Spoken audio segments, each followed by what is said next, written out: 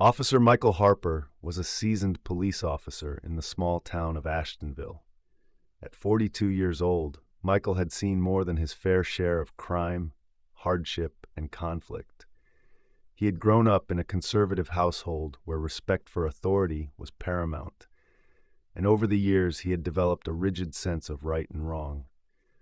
But beneath his stoic exterior was a man grappling with unseen prejudices he hadn't acknowledged. On the other side of town lived Marcus Evans, a 27-year-old artist with a spark in his eyes and a passion for storytelling through paint. Marcus had grown up in Ashtonville, raised by his grandmother after losing his parents at a young age. Despite the struggles, he had found beauty in art and used his talent to depict powerful stories of resilience, identity, and hope. His vibrant murals and portraits brought life to the otherwise drab streets of Ashtonville. But not everyone appreciated Marcus's work. One warm Saturday afternoon, Marcus set up his easel in front of a public wall in the town square. It was a special day for him. He had been invited to create a live mural as part of a local cultural festival. The mural was meant to celebrate unity, diversity, and the power of community. As Marcus worked, a crowd began to gather. His brushstrokes seemed almost magical, blending colors and shapes into something that spoke to everyone who watched. However, not everyone was thrilled. Officer Harper, on his routine patrol, noticed the gathering and stopped to observe. From a distance, he frowned. To Michael, the mural looked chaotic. Bold shapes, hands of all colors reaching out, and phrases like "Together we rise." His mind raced with thoughts. Is this even allowed? Is this political graffiti masked as art? He approached Marcus. "Hey, do you have a permit for this?" Michael asked, his tone sharp. Marcus turned around, paintbrush in hand, and calmly replied, "Yes, officer. The festival organizers approved it. Here's the paperwork." Michael barely glanced at the paper. Instead, he focused on the mural. "This looks like propaganda to me. You can't just paint anything you want and call it art," he said, his voice firm. Marcus tried to explain. "Officer, this mural is about bringing people together. It's for everyone in this town. It's meant to inspire." Michael cut him off. "Inspire what? Chaos? Division? I've seen enough of this so-called art to know it only stirs trouble." The crowd began to murmur, sensing tension. Some tried to defend Marcus, but Michael raised his hand to quiet them. "That's it," Michael declared. "This needs to stop now." Before Marcus could react, Michael grabbed a lighter from his pocket. He had confiscated it earlier during an unrelated call. Without thinking, he lit the edge of Marcus's canvas. The flames quickly consumed the painting. Gasps erupted from the crowd. Marcus stood frozen, disbelief etched across his face as he watched his work turn to ash. The story of what Michael did spread like wildfire. Videos of the incident surfaced online, sparking outrage both locally and nationally. For the first time in his career, Michael found himself at the center of scrutiny.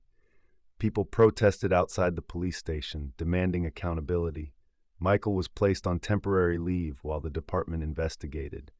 At first, he felt justified in his actions, blaming the situation on overreaction by the public.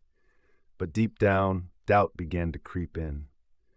One evening, as he sat alone at his kitchen table, Michael decided to watch one of the videos of the incident.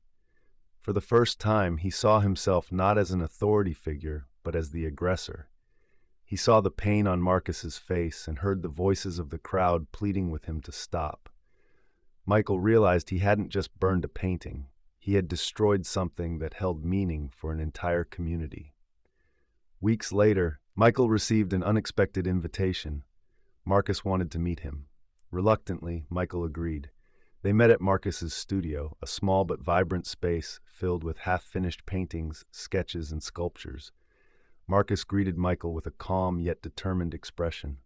"Officer Harper," Marcus began, "I wanted to talk to you, not to argue, but to understand why you did what you did." Michael shifted uncomfortably. "I thought I was doing the right thing. I thought your art was divisive." Marcus gestured to a nearby painting, a portrait of a young boy holding a broken chain. "Do you know what this means?" Michael shook his head. "It's about freedom, about breaking away from the things that hold us back: fear, hate, ignorance. Marcus explained. That's what my art is about, not division, but healing. Michael stared at the painting. For the first time, he didn't see chaos. He saw emotion, depth, and a story that needed to be told. I'm sorry, Michael said finally, his voice heavy with regret. I didn't understand. I let my own biases get in the way. Marcus nodded. It's not just about saying sorry. It's about learning and doing better. From that day forward, Michael made a conscious effort to change. He attended workshops on cultural sensitivity, read books about systemic issues, and began volunteering in community programs. He even partnered with Marcus to organize art events that brought people together. The mural that Michael had destroyed was eventually recreated, this time with Michael's help. It became a symbol of reconciliation and growth. As for Marcus, he forgave Michael, not because it was easy, but because he believed in the power of second chances. In the end, both men grew from the experience, proving that even in the face of conflict, understanding and change are possible. That's the story, friends. I hope you enjoyed it. It was a pleasure sharing it with you all. Don't forget to comment below and let me know where you're watching from. It's always fun to see the global reach of these stories. And if you haven't already, please hit that subscribe button for more amazing stories, tips, and tricks. Thank you for watching, and I'll see you in the next one. Bye.